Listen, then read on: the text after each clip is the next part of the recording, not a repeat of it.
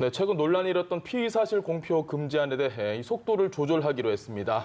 조국 장관 가족과 관련한 수사가 끝난 뒤에 시행하겠다고 밝힌 겁니다. 네, 박상혁 변호사, 이경수 전 새누리당 부대변인 두 분과 함께 이야기 나눠보도록 하겠습니다. 안녕하십니까? 예, 안녕하세요. 안녕하세요. 죄송합니다. 제가 목 상태가 좀 좋지 않아가지고. 자, 일단 오늘 나눌 이야기 첫 번째 주제 먼저 화면으로 좀 보도록 하겠습니다. 검찰 개혁 속도 조절. 정부 여당이요 지금 피의사실 공표 막기 위해서 굉장히 적극적으로 움직였는데 조금은 속도 조절을 하는 듯한 모습입니다. 정확한 이야기는 조국 장관 이야기에 담겨 있거든요. 저희가 준비했습니다. 보시죠.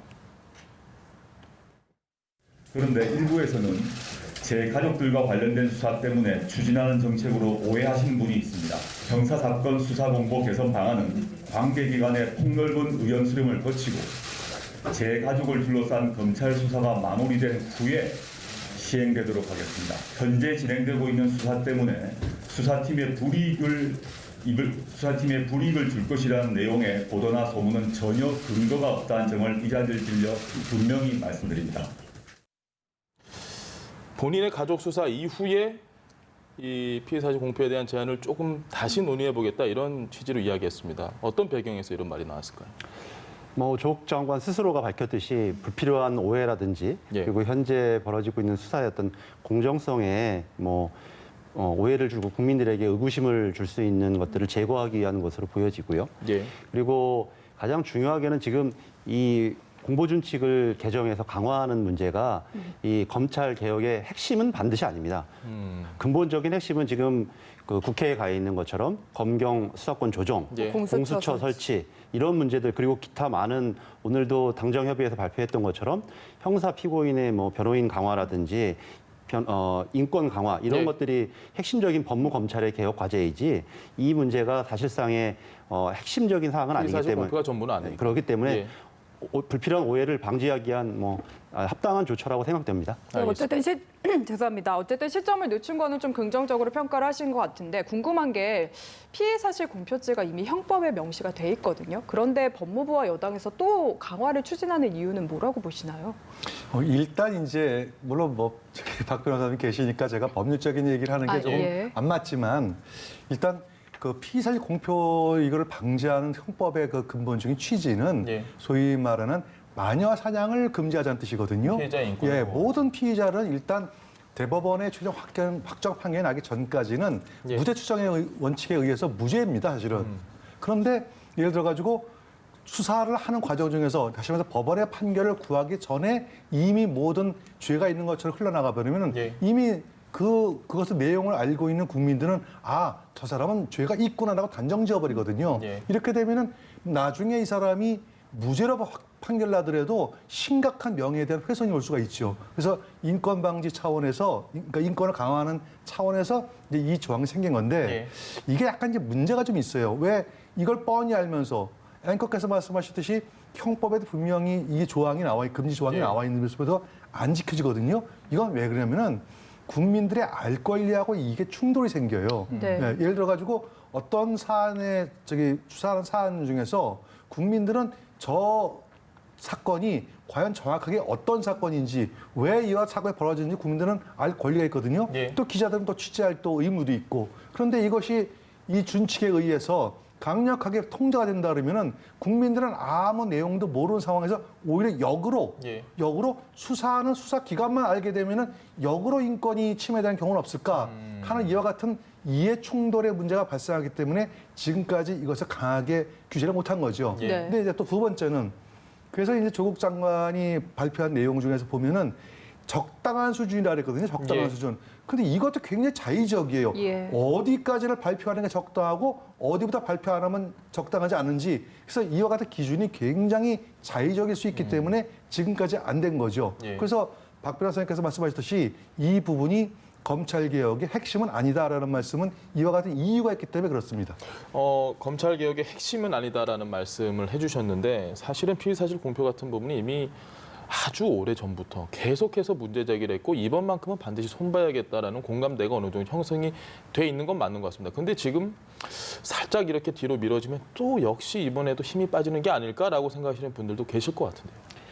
우리가 조금 더 이 문제에 대해서 좀 연원을 돌아가 보면 예. 노무현 대통령 그 불행한 사건 이후에 이 공보 준칙이 강화되고 더 그 문제가 국민적인 어떤 심각성을 인식하게 되었단 말이죠. 예. 그리고 지금은 정보라든지 이런 것들이 많은 전문가들이 있습니다. 그래서 예전에는 이른바 이런 방송 용어는 적합하지 않을 수 있는 것 같은데 이 빨대라는 말을 통해서 많은 그런 내용들이 취재원들이라고 저희가 이렇게 흘러나왔습니다. 그것이 네. 어떤 국민의 알 권리라는 측면도 있을 수 있지만 실제로는 알 권리 이상의 뭐 어떤 수사기관의 어떤 편향된 의도에 의해서 그런 내용들이 흘러나왔고 이제는 그런 부분들에 대해서 국민들이나 전문가들이 인식을 충분히 하고 있습니다. 예. 예를 들어서 어떤 보도가 나오면 이것은 검찰이 아니고서는 알 수 없는 수사기관이 일부러 아니고서는 흘렸구나. 알 수 없는 내용이라.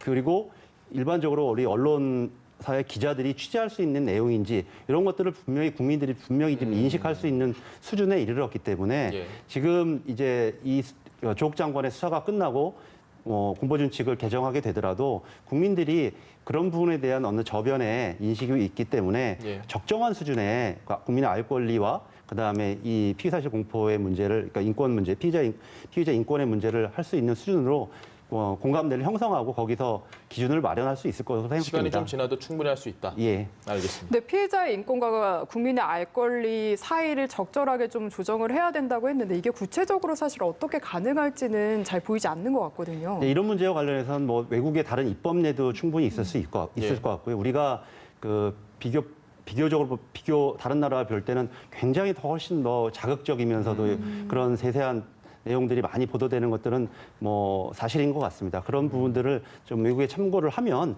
충분히 그런 기준들도 마련해낼 것으로 생각됩니다. 알겠습니다. 자, 지금 이와는 좀 별개로 조국 장관 가족 펀드와 관련해서 이 검찰의 수사가 점차 조국 장관을 더욱더 압박을 하고 있는 것 같은데요. 여야 원내대표들의 이야기를 저희가 준비를 했습니다. 듣고 오시죠. 모든 범죄 혐의의 몸통 이제 딱 한 명으로 좁혀지고 있습니다. 가족 인질극 아닙니다. 조국의 국민 인질극이었습니다. 아무리 그렇게 덮고 숨기고 방해를 해도 결과는 변하지 않습니다. 일국의 법무부 장관이 검찰에 불려다니고 수사를 받는 그 가당치 않은 꼴을 우리 국민들한테 보여주는 것은 정말 국민에 대한 희롱이라고 생각합니다. 또한 우리 선진 대한민국에 대한 모독이라고 생각합니다. 그러나 자유한국당은 국감 증인마저 조국 일색으로 채우겠다고 합니다. 고달픈 국민의 민생을 위해 써야 할 소중한 시간을 정쟁을 위해 허비해서는 안 됩니다.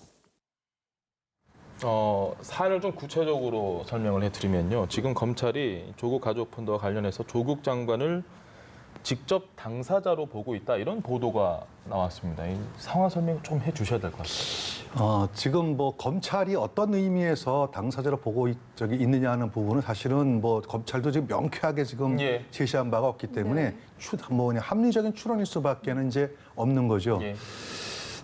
근데 이제 검찰 그 공소장에 보면은 그 자유한국당 김도읍 의원인가 그 국회에서 요청한 예. 그 공소장에 보면은 공직자윤리법 위반이라고 하는 죄목이 하나 딱 걸려요. 예. 나와 적시가 돼 있어요. 근데 그게 이제 도대체 그러면 공직자윤리법이라고 하는 그 부분은 공직자에 대해서 한해서 하는 건데, 주체가 공직자죠. 지금 나머지 이제 지금 그 펀드 사모펀드 수사 관련해 가지고 공직자는 딱 한 분이거든요. 예. 조국 장관. 조국 장관 예. 한 분이에요. 그러면은 도대체 만약에 뭐 검찰도 지금 법원도 부인하고 있지만 만약에 공직자윤리법 위반인의 혐의가 주어진다면은 어디에서 주어질까 하는 부분을 한번 살펴볼 필요가 있지 않냐. 예. 그러면 한 두 가지가 있는 것 같아요. 공직자윤리법 그 2조에 보면 내용이 뭐냐면 이해충돌 방지 의무가 있거든요. 예. 다시 말해서 공직자가 자기의 직위를 이용을 해서 어떤 뭐 정보를 줘가지고 사익을 편취한다든지 뭐 이런 내용인데 지금 검찰에서 심각하게 들여다보고 있는 것은 뭐냐면은 코링크 피가에서 투자한 그 사모펀드의 펀드 자금이 다 어디로 갔냐면은 예. 2차 전지 사업으로 다 들어가 있어요. 예. WFM, INF 이게 다 2차 전지 사업이거든요. 근데 2차 전지 사업 요 INF라는 회사가 설립된 것도 2017년 6월 다시 말해서 7월 달 한 달 뒤에 대통령께서 국정과제 100대 과제를 설명하실 때 2차 전지 사업이 나왔거든요. 그렇다면은 왜 하필이면은 그 직전에 INF라고 하는 회사를 설립하면서 2차원 사업에 뛰어들 수 있었을까? 그 여기에 왜 사업보다 들어갔을까? 하면은 혹시라도 조국 장관이 민정수석일 때 정보를 흘렸을 수 있다라는 가능성. 이게 이제 또 하나가 있고요. 두 번째는 공직자윤리법 24조 2회에 보면은 이제 이거는 이제 주식의 백지신탁 조항이거든요. 네. 다시 말해서 공직자는 자기가 직접 투자할 수가 없고 간접 투자만 가능하다 이 얘기입니다. 그런데 검찰에서 지금 바라보고 있는 내용은 뭐냐면은 이 조항대로라면은 사모펀드에 투자하는 것은 사실은 위법은 아니죠. 예. 근데 이 사모펀드가 어떤 성격이냐가 중요한 거죠. 만약에 검찰에서는 지금 어떻게 추정을 하고 있냐면은 사모펀드에 들어가는 모든 자금이 조국 장관의 부인 명의로 다 차용이 됐든 뭐가 됐든 다 들어갔기 때문에 혹시 이게 차명 투자 아니냐. 그러면 조국 부인이 실제적으로 이 펀드의 핵심 주인이 아니냐 이거죠. 예. 그러면은 아니 부인이 한 거하고 저기 남편하고는 별개의 문제 아닙니까? 이거 우리나라 뭐 민법에 예, 나와 예. 있는 건데 근데 그게 그렇지 않습니다. 그게 왜 그러냐면은 공직자윤리법에 보면 제일 중요한 핵심이 재산은 고위공직자 재산신고라고 되어 있거든요. 그 재산신고에 보면은 직계 존비속도 다 하게 돼 있어요. 근데 분가한 직계 존비속 사실 부모님이나 분가한 자식은 고지를 안 해도 된다는 예. 조항이 있습니다. 하지만 부인은 안 그래요. 배우자는 같이. 배우자는 무조건 예외 없이 해야 됩니다. 왜 그럴까요? 바로 내 재산이 곧 배우자의 그렇죠. 재산일 수 있는. 내 재산이 곧 배우자 재산과 동일하게 여긴다는 이게 법의 입법 취지거든요. 예. 따라서 정경심 교수가 조국 장관의 부인이 만약에 이 펀드의 실질적인 주인이다. 그러면은 곧 그것이 조국 장관과 동일체에 보기 때문에 그래서 공직자윤리법 위반이 소지가 있지 않냐는 이런 해석이 가능한 겁니다. 그러니까 결국에 조국 장관과 조국 장관의 부인이 이 펀드 운용사의 설립이나 뭔가 운영에 관여를 했는지 이 부분이 핵심일 것 같은데 변호사로서 좀 어떻게 보십니까? 그러니까 기존에 너무 보도가 많아가지고 예. 사실 많은 국민들이 이게 너무 또 돈의 흐름이라든지 굉장히 보도가 많아서 그 내용을 좀 알기가 어려웠습니다. 복잡합니다. 네, 예. 굉장히 저도 방송에 나갈 때마다 이걸 다시 한번 공부하고 나갈 정도로 네. 어려웠는데 이제는 좀 사안이 좀 단순해진 측면이 있습니다. 즉, 좀 전에 우리 이 교수님께서 말씀해 주신 것처럼 그 코링크라고 하는 우리 그 운용사를 우리 조국 장관의 부인이 직접 뭐 또 차명이라는 이름을 통해서 직접 설립을 했는지 여부 예. 요거로 하나 굉장히 중요한 포인트가 될 것 같고요. 그리고 조국 장관 부인이 그런 이후에 투자에 관련돼서 그 원래는 블라인드 폰으로 모른다고 예. 했었는데 그것이 아니라 뭐 보고도 굉장히 받고, 보고도 받고 자문료도 관여도 받고, 했고 예. 뭐 이런지 하나가 굉장히 또 하나의 중요한 쟁점인 것 같고 예. 지금 말씀하신 것처럼 공직자윤리법과 관련된 부분인데 그 조국 장관이 이것과 관련해서 사전에 이런 내용들을 알고 있었는지 이 세 가지가 이제 핵심적인 뭐 쟁점으로 예. 부상하고 있다고 보면 될 것 같습니다. 알겠습니다. 자, 다음 주제 살펴보겠습니다. 두 번째 주제 보시죠.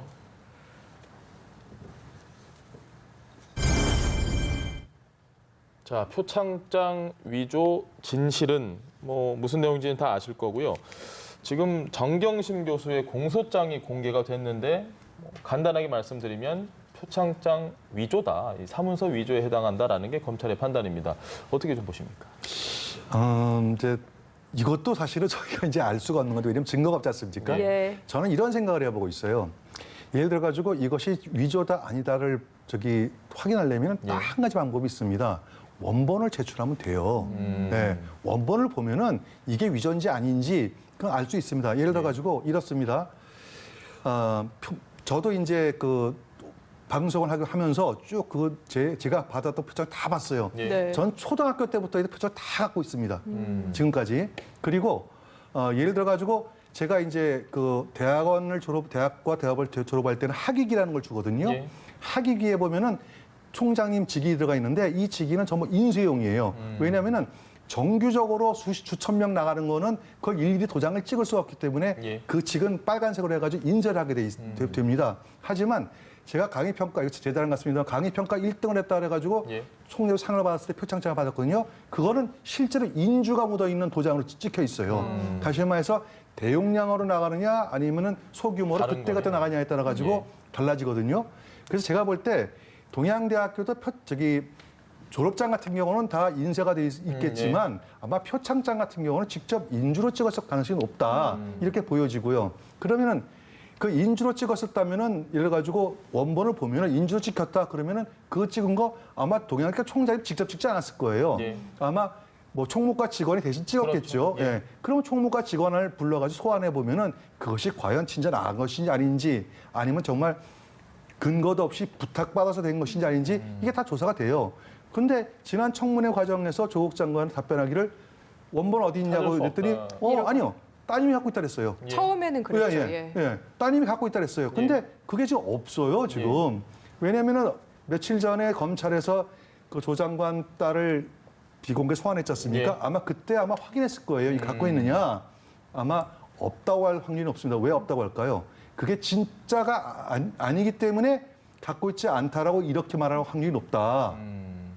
그렇기 때문에 검찰에서는 그것을 보고 이거는 원본 같으면은 바로 확인될 텐데. 저도 자랑스럽게 들고 있을 텐데 네. 초등학교까지 이거는 부산대학교 의학전문대학을 가는데 중요한 근거가 되는 표창장인데 그거를 보관하지 않을까요, 원본을? 아마 이런 차원에서 검찰은 위조가 된 것으로 본다 이렇게 하며 추측을 하는 것 같습니다. 원본을 봐도 알 수가 있고 지금 검찰에서는 이야기를 하는 게 동양대 사무실에서 압수한 PC, 그러니까 실제로 찾아낸 PC죠, 차에서. 그 PC에서 뭐 직인을 자른 파일, 뭐 합친 파일 이런 파일들이 나왔다고 하거든요. 좀 어떻게 보십니까? 이것도 굉장히 아까 뭐 우리 피의사실 공포 문제도 예. 얘기했지만 굉장히 좀 어처구니가 없는 사안인데 어제 그 국회에 공소장이 이제 처음으로 보고가 되었죠.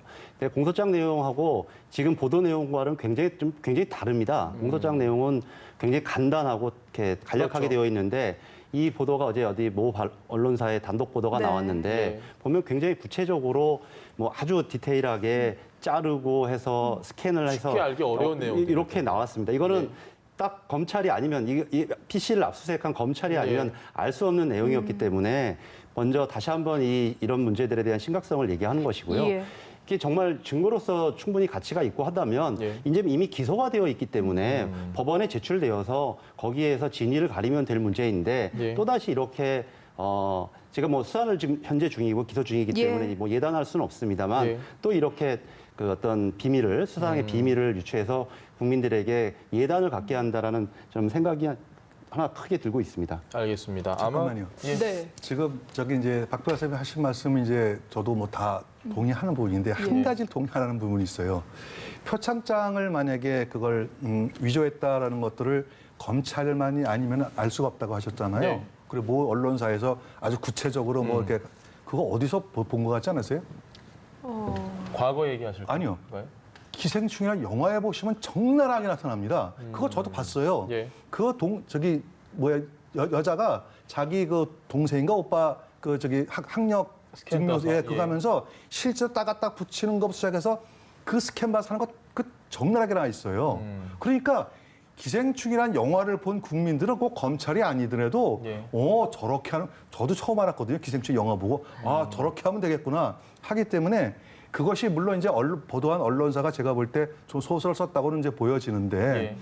기생충이라는 영화를 봤다면은 저렇게 할 수 있겠구나라는 합리적인 추측 정도는 할 수 있을 겁니다. 알겠습니다. 그래서 검찰에서 반드시 이거 유출됐다라고 보는 거는 저는 좀 저희 과한 해석이 아닌가 그렇게 보여집니다. 근데 뭐 알겠습니다. 교수님이 아시는 것처럼 지금 언론에 보도된 파일의 명의라든지 예. 어떤 파일들이 그 영화를 보고서 유추해가지고 그리고 또 뭐 공영방송이 그걸 뭐 영화를 보고서 유추해가지고 단독 보도를 하지는 않았을 거라고 생각이 되고요. 예. 그거는 뭐 그런 영화가 있었기 때문에 국민들이 조금 쉽게 연상을 할 수 있다라는 그런 측면의 어떤 뭐 일부 보도인 것이지 핵심적으로 파일들이라든지 구체적인 과정들에 대한 설명은 그 PC에서 그 파일들을 확인하지 않은 사람이라면 알기 알 수 어려운 없는 내용들인 거죠. 알겠습니다. 어쨌든 뭐 검찰이 진실을 좀 빨리 결론을 내줬으면 하는 바람이 있습니다. 저희가 정치권 관련 이슈를 좀 넘겨보겠습니다. 세 번째 주제 보겠습니다.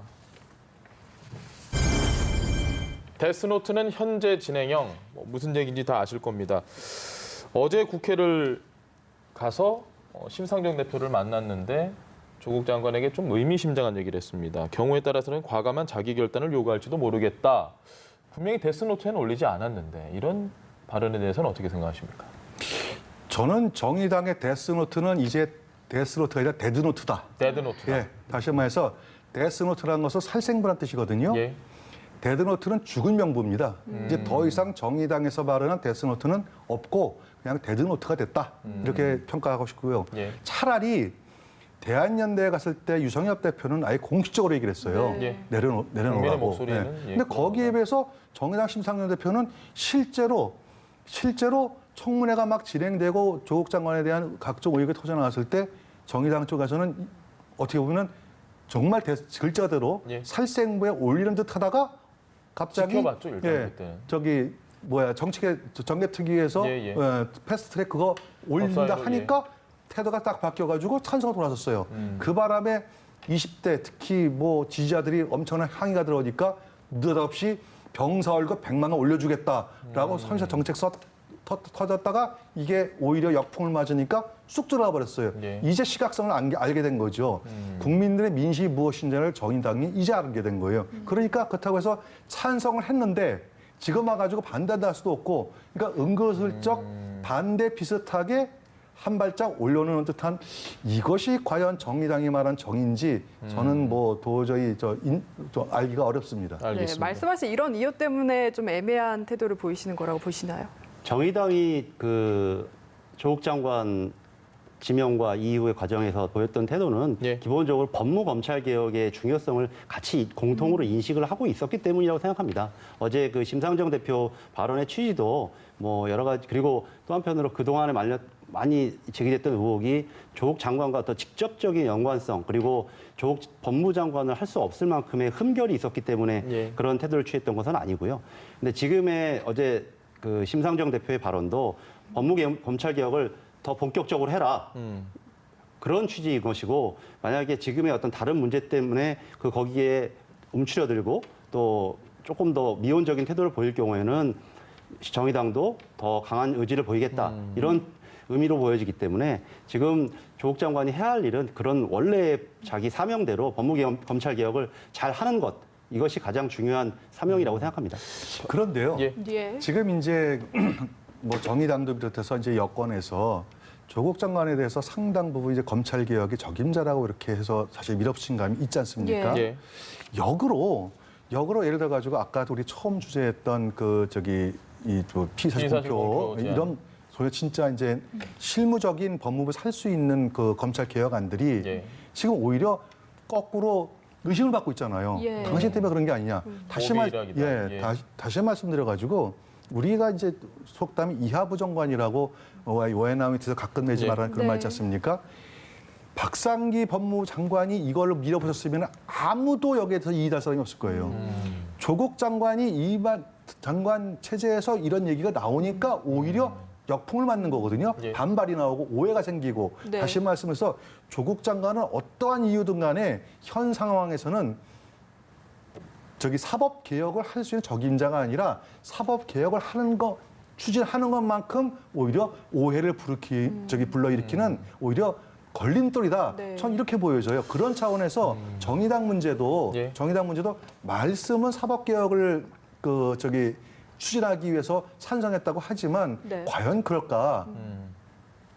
네. 적임자라는 의미가 뭐 반드시 다 알고 있는 사람이기 때문에 적임자라는 것은 아니고요. 예. 그리고 지금의 과제들이 박상기 장관 때는 아예 없었던 과제가 조국 장관이 새로 만든 건 아닌데 계속 중요한 있었던 것은 거고. 대통령의 신임이라든지 그 정반적인 추진력 그리고 조국 장관 같은 경우는 이 민정수석 이전부터지만 예. 민정수석 때 이 모든 사안을 같이 입안하고 같이 고민했던 사람이라는 거죠. 그런 의미에 있어서 적임자라는 의미인 거지 전혀 새로운 것을 가져오겠다 이런 의미에서 적임자가 아니기 때문에 지금 말씀하시고 있는 그런 약간의 어려움들은 있을 수 있습니다. 그러나 지금 그럴수록 더 뚜벅뚜벅 자기가 해야 할 역할들을 해나가야 된다고 생각을 하고요. 이경수 박사께도 조금 전에 짚어주셨던 부분처럼 정말로 조국 장관이 아니라 다른 사람이 지금 피의사실 공표 제한을 좀 더 강화하려고 했다면 이런 문제가 없었을 것이다라는 이야기를 해주셨거든요. 근데 그렇게 가정하기는 어렵고 예. 우리가 지금의 그런 상황보다는 그 노무현 대통령 말기에 예. 참여정부 말기에 있었던 상황들을 좀 생각을 해볼 필요가 있습니다. 그때도 그 문재인 대통령께서 그때 민정수석을 하고 나서 그 법무장관으로 지명되실 상황이었는데 여러 네. 반대 때문에 비슷한 반대였습니다. 민정수석을 했던 사람이 하면 또 대통령이 측근이 하게 되면 최측근이, 예. 뭐 문제가 생기지 않느냐 이런 것 때문에 못 하게 되었단 말이죠. 그리고 나서 들어온 분이 뭐 그 당시에 뭐 제가 실명을 거론하기는 예. 어렵습니다만 법무부 장관이 됐고 나중에는 이명박 정부의 초대 국정원장이 됐습니다. 예. 예, 그래서 그 당시에 참여정부에서 추진했던 많은 검찰개혁의 과제들이 후퇴하고 좌절되는 과정들을 봐왔습니다.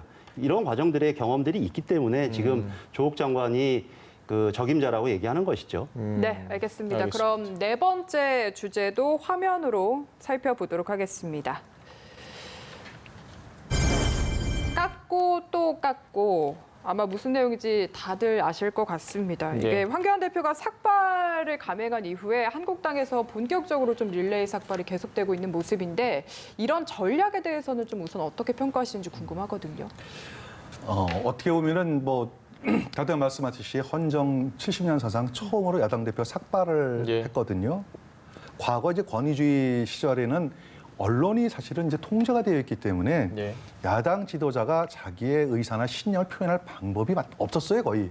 보도를 잘 안 하죠. 그렇죠. 예. 그러다 보니까 단식이라고 하는 극한적인 투쟁을 통해서 이제 자기 신념을 알리고 특히 이제 그것도 거꾸로 국내 내신이 아닌 외신을 통해서 보도가 된 것이 다시 국내로 예. 들어오는 이런 우회 방법을 통해 가지고 이제 알려지고 했는데 민주화가 된 이 시기에 과연 야당 대표가 과연 삭발 투쟁하는 게 과연 맞느냐라고 하는데 그만큼 황교안 대표는 절박했던 거예요. 예. 지금 문재인 정부가 정말 다른 부분은 얼마든지 뭐 남북 관계든지 뭐 여러 가지 저기 한일 관계든지 대일 투쟁 뭐 이런 문제 잘 해나갈 수 있다고 보는데 예. 과연 조국 장관 같이 정말 문재인 정부가 추구하는 공정 가치에 대해서 부합한가 진정으로 사법개혁을 할 의지가 있는가 그것서 하지 마라 몇 번씩 반대를 하고 또 언론에서도 검증이 나오고 그랬는데 아마 다른 장관 같이 이 정도로 같이 근 한 달 이상을 끌면서 검증 네. 작업했다면은 본인이 그만뒀거나 아니면 대통령께서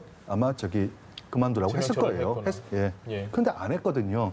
그러면 이거는 뭐냐면은 대통령께서 더 이상 야당의 말, 언론의 말, 국민의 말을 들을 자격이 각오가 안 돼 있는 게 아니냐 자체가. 그러니까 야당 대표 입장에서 볼 때는 국민들은 이 사건에 대해서 굉장히 야 이건 잘못했다라고 하는데 예. 그 야당 대표가 어떻게 하겠어요? 그렇게 말씀을 했는데도 안 되는데 그러니까 삭발이라고는 극한 투쟁할 수밖에 없었다. 전 이렇게 해석하고 있습니다. 알겠습니다. 저도 절박했다고 생각합니다. 예. 황교안 대표가. 왜냐하면 황교안 대표가 어떤 분이십니까? 바로 탄핵된 정부의 법무부 장관과 총리를 지내신 분이고 예. 그리고 최근에는 많이 지도가 좀 떨어지면서 그 어떤 책임감이라든지 당내에서 리더십에 대한 비판이 있었단 말이죠. 절박의 이유가 다르시군요. 그렇죠. 두 분은. 예. 그렇기 때문에 지금 특히 황교안 대표 같은 경우는 원외의 당대표입니다. 예. 지금 정기국회가 열리고 이럴 경우에는 원내대표가 핵심적인 역할을 하게 되는데 예. 자신의 역할을 찾을 수가 없는 것입니다. 그렇기 때문에 지금 그래서 자기의 절박했다. 그런 부심점을 만들고 싶었고 예. 또 본인은 스스로는 또 야권 결집이라는 아마 그런 생각을 했을 것 같습니다. 그런 의미에 있어서 굉장히 절박할 수밖에 없는 처지이고 자꾸 이런 식으로 정기국회가 열려야 될 시점, 그다음에 한 해의 어떤 그 입법 과제들을 추수해야 될 시점에 예. 자꾸 동력을 외부로 몰아서 또 원외로 나가서 장외로 나가서 투쟁을 하게 된다면 실질적인 아무 성과도 이루어내지 못할 것이고요. 그리고 이게 이번 20대 국회 마지막 정기국회입니다. 예. 또 한 번 사상 최악의 국회로 기록되는데 또 황교안 대표가 큰 일조를 하게 되는 것으로 저는 평가합니다. 황교안 대표 그런데요. 네. 그런데 자 이제 많은 전문가들이나 또 오 선생님도 비슷한 말씀, 박 변호사도 비슷한 말씀하셨는데 예. 과연 그 민주당이나 하고 정부 여당에서 조금 이제 그 좀 잘못한 부분이 있어서 지지도가 떨어지면은 예. 그 자유당 또 가야 되는데 왜 안 가느냐 예. 이런 걱정을 많이 하세요. 그 이유는요, 저는 이렇게 분석을 하고 있습니다. 황교안 대표가 예를 들어 뭐 지도력이 부족하거나 뭐 정치 경험이 없거나 이런 게 아니고 예. 예를 들어 가지고 자유한국당 황교안 대표가 삭발하는 그 자리에 현역 국회의원이 110명 중에서 21분밖에 없었대요. 다시 말해서 나머지 80여 분은 다 어디 가는지 모르는 거예요. 이 얘기는 무슨 얘기냐면 보수를 지지하는 상당수 국민들이 보수가 저것도 하나 못 뭉치는데 뭘 하겠냐는 당대표가 삭발을 하는데 처음으로. 실망감에서 지지율이 올라가지 않는 것이지 황교안 대표가 개인적으로 어떤 뭐 지도력이 떨어지기 때문에 그런 건 아니라고 보여집니다. 예. 그리고 두 번째는 지금 이 부분에 대해서는 지속적으로 아마 이 삭발은 계속 릴레이가 될 거예요. 아마 예. 오늘 이주영 심재철 부의장이라든지 이주영 의원, 네. 그다음에 심재철 의원 같은 경우 국회의장 한 분은 전직 국회 부의장이고 차명진 전 한 분은 현 국회 부의장이시잖아요. 국회 부의장을 지낸 전현직 다선 의원들이 동참해서 한다는 것은 예. 이거는 그만큼 자기 지역에 내려가 보니까 야 이거는 정말 심각하다라고 하니까 동참하는 겁니다. 다시 말해서 이거 국민적인 공감대에서 하는 것이지 황교안 대표의 어떤 삭발이 개인의 어떤 지지율 제고를 위해서 그렇다라고 하는 분석은 저는 동의하기가 어렵습니다. 좀 전에 이 교수님도 일부 긍정하셨는데요. 예. 이런 야당 대표의 삭발 투쟁의 부정성, 별로 적절치 않음이 타당하지 않다라는 예, 예. 데 동의하셨고, 또 한편으로 그 이후에 지금 계속적인 릴레이 삭발을 예. 하고 있는데 차명진 전 전 의원. 의원이라든지 예. 김문수 김문수 전 의원 지사. 이런 분들이 굉장히 막말 예. 관련해서 굉장히 국민들의 굉장히 무리를 일으켰던 분들입니다. 논란이 많이 됐습니다. 이런 분들이 또 이런 데 동참하게 된다면 당연히 진정성을 의심 안 할 수가 없는 것이고, 그리고 이 자체도 기본적으로 국민들에게 공감을 얻을 수 없는데 예. 또 방식 자체도 계속적으로 압박을 해가면서, 그리고 아까 강효상 의원 같은 경우 대구에서 하셨더라고요. 예. 내년 아마 총선을 염두에 두고 한 제스처처럼 보여지는데 전체적으로 진정성도 없을 뿐만 아니라 방식도 요새 21세기에 이 원내에서 많이 서로 간에 갑론을박하고 정책을 통해서 논쟁할 수 있는 시기에 맞지 않는 방법들인 거죠. 네. 요즘 기자들은 그런 걸 좀 많이 물어보는 것 같습니다. 릴레이 삭발을 하다 보니까 나경원 원내대표 얘기 많이 하고 시청자분들도 나경원 원내대표도 삭발에 동참을 할까? 어떻게 예상하십니까? 그거는 좀 제가 볼 때는 오히려 예. 가십성이 아닌가.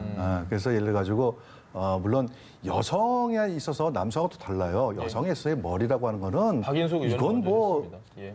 정말 특정 종교에 얘기하는 게 좀 어렵습니다만 성경에도 여성의 머리는 굉장히 소중하게 예. 언급되고 있거든요. 예. 그 정도로 여성의 머리는 굉장히 소중한 겁니다. 예. 그 여성 의원이 이 삭발하는 거는 보통 결심이 아니고는 도저히 어려운데 네. 예를 들어 가지고 지금 박 변호사님께서도 말씀하셨지만 원내 문제가 시급하다. 민주당에서도 또 민생 문제 시급하다라고 하지 않습니까? 그러면 예를 들어 가지고 나경원 대표 같은 경우에는 원내 대표예요. 네. 그 원내 투쟁을 주도해야 되고 그다음에 원내 대책을 해서 민생을 챙겨야죠. 예. 근데 민생도 챙겨야 되는 원내 대표가 삭발한다 그러면은 이거는 조금 아니지 않느냐. 그래서 원내외 전략을 따로 이렇게 구분을 해가지고 황교안 대표는 원외에서 어떤 국민에게 호소를 하고 그다음에 민생을 챙기는 그 부분은 나경원 원내대표 책임하에서 원내에서 이루어지고 하는 이와 두 것이 동시에 이루어지기 때문에 민주당에서 이렇게 걱정하듯이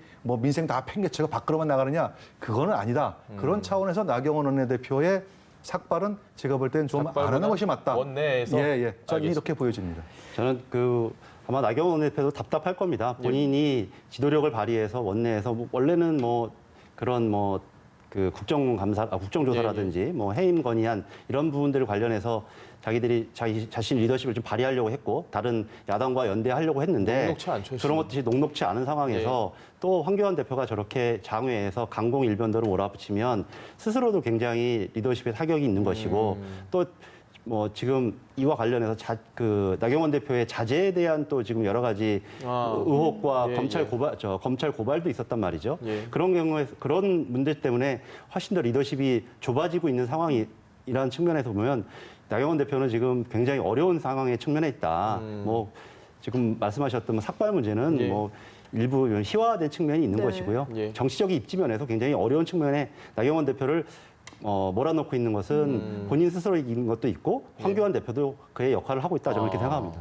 이 박사께 이것 좀 여쭙고 싶은데요. 조금 전에 정부 여당에서 빠진 지지율이 한국당으로 오지 못하는 이유가 보수가 뭉치지 못해서라고 하셨었거든요. 그 이유가 그러면 어디 있다고 보십니까? 사실 이 조국 장관 임명 이후에 반조국 연대로 좀 뭉치는 듯했는데 지금 지지부진하거든요.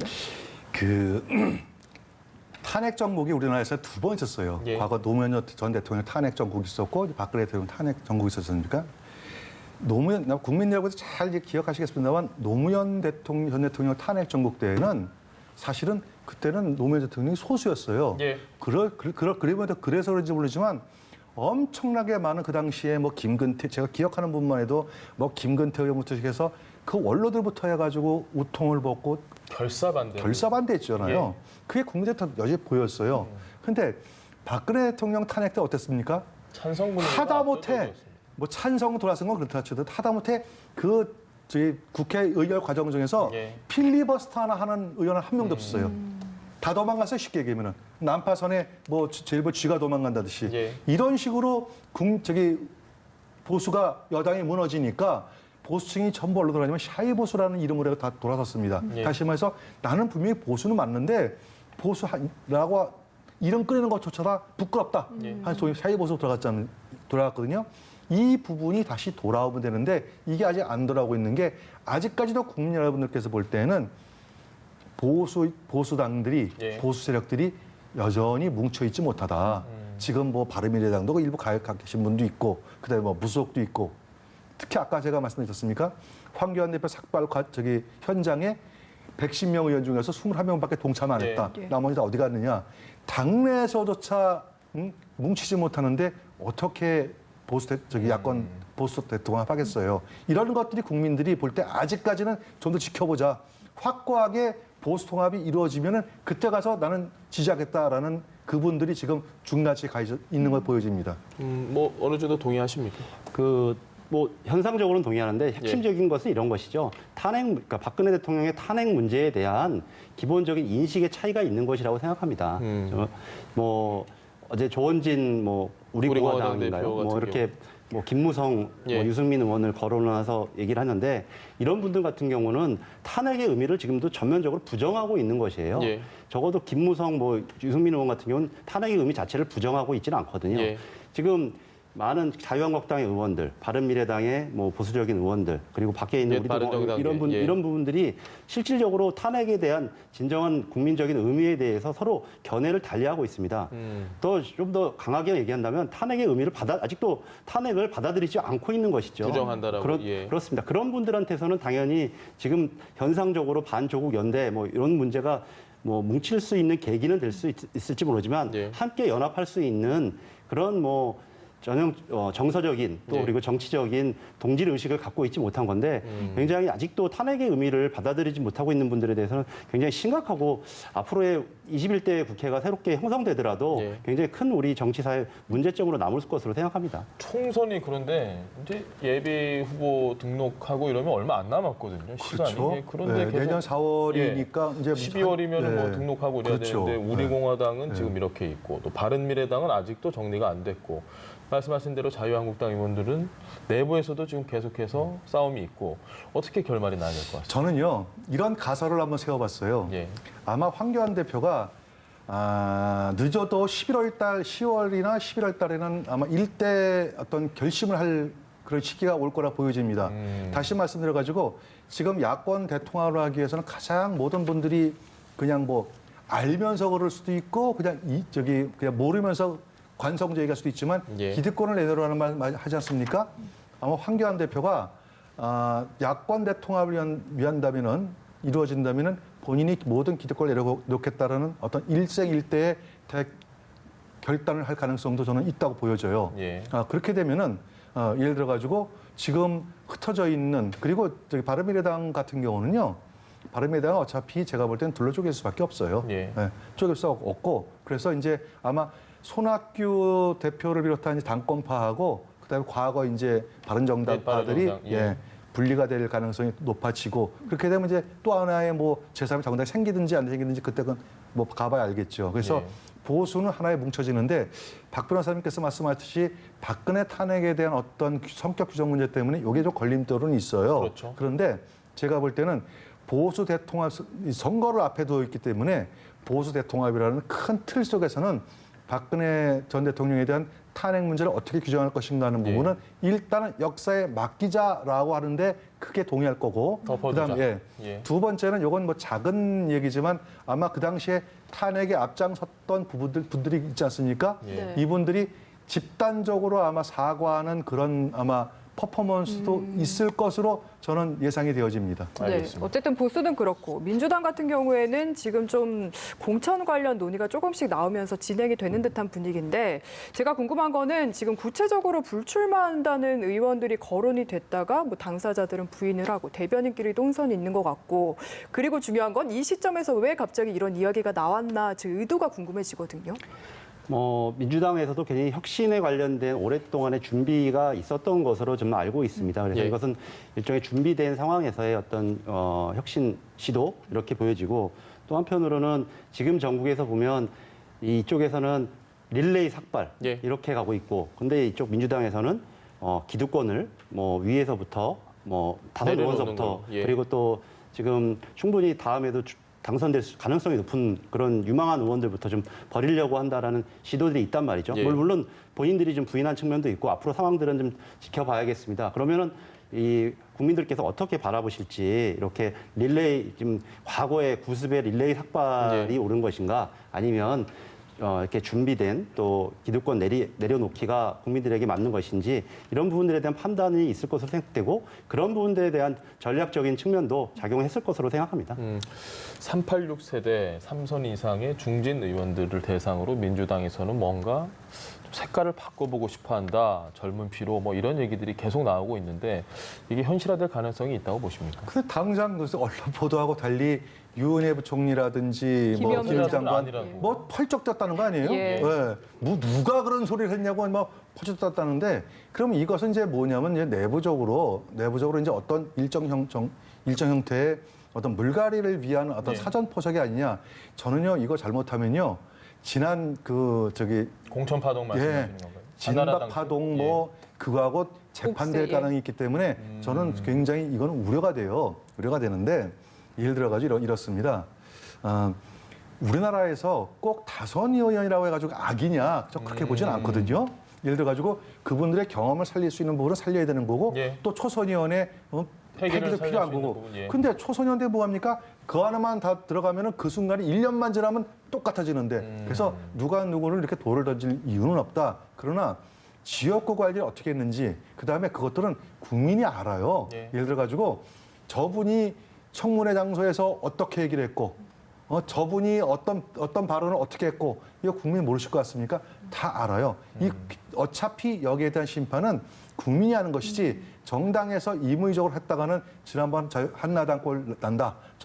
새누리당 꼴 난다. 예. 저는 그렇게 말씀드리고 싶습니다. 이해찬 대표도 인위적인 물갈이는 없다라고 하긴 했는데 어쨌든 이런 이야기가 계속 나오는 것 같긴 합니다. 좀 어떻게 보시나요? 근데 이번에 이 이야기가 나온 것이 인위적인 물갈이를 위해서 그런 것이 아니라 예. 전수조사, 그러니까 평가를 해야 되는데 예. 평가하기 전에 만약에 불출마 의사가 있는 사람은 평가의 대상에서 제외되도록 규정이 되어 있습니다. 그렇기 때문에 그런 의사를 묻기 위한 과정 속에서 좀 자연스럽게 좀 나왔다는 측면이 있고요. 그래서 뭐 인위적인 물갈이라든지 이런 것들로 인해서 과거와 같은 뭐 마찰이라든지 이런 여지는 좀 예전보다는 그리고 1년 전에 이미 어떻게 룰을 정했죠, 예. 공직자로 선출하는 방법이 정해졌단 말이죠. 그런 측면에서는 훨씬 더 안정적인 시스템을 갖추고 있는 상황인데 그럼에도 불구하고 지금 뭐 양정철 부원장이나 예. 양정철 원장이나 백원호 부원장 같은 대통령의 측근들이 뭐 이런 불출마 의사를 밝히고 있다라는 언론 보도를 예, 보면 좀 대통령 주변부터 좀